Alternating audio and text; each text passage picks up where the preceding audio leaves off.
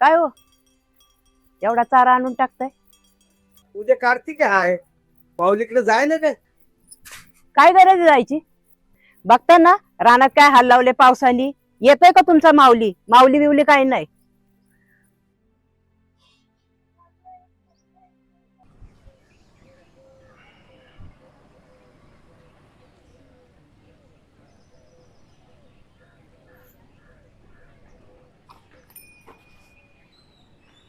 शांते, वायसू उपासाची खिचडी तरी कर की. काही नाही खिचडी बिचडी मिळायची. बघू देतोय का तुमचा माऊली.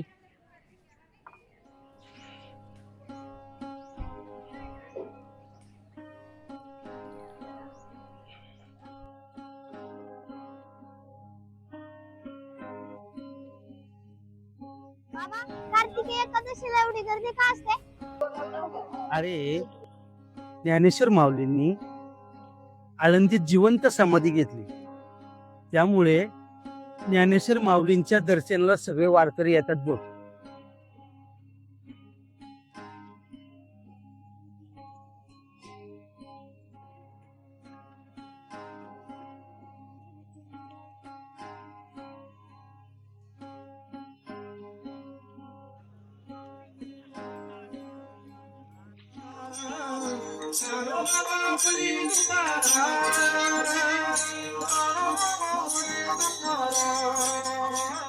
बाबा, हे सगळे सारखे सारखे गाणे माऊली तुकाराम का म्हणत आहे? बाळा, हे दोघे संत भक्तीचे आधारस्तंभ आहेत. यांचं नाव घेतलं की मनाला समाधान भेटतं.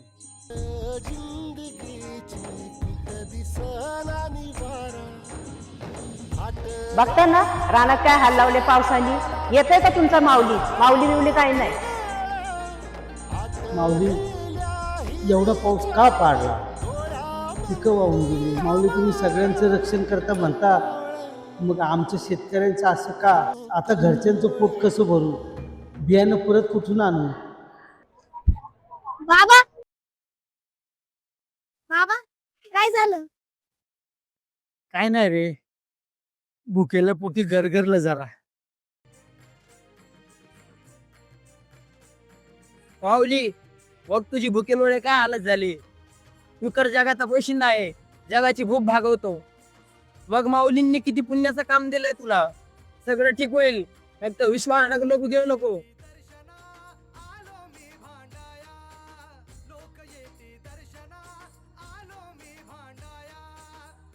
आहे ना, ते माऊलींनी माझ्या मनात तपस काय ओळखलं.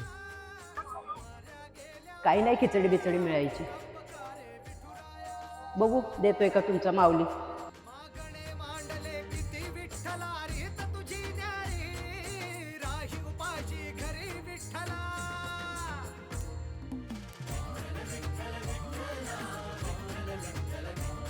ज्ञानोबा माऊली तुकाराम.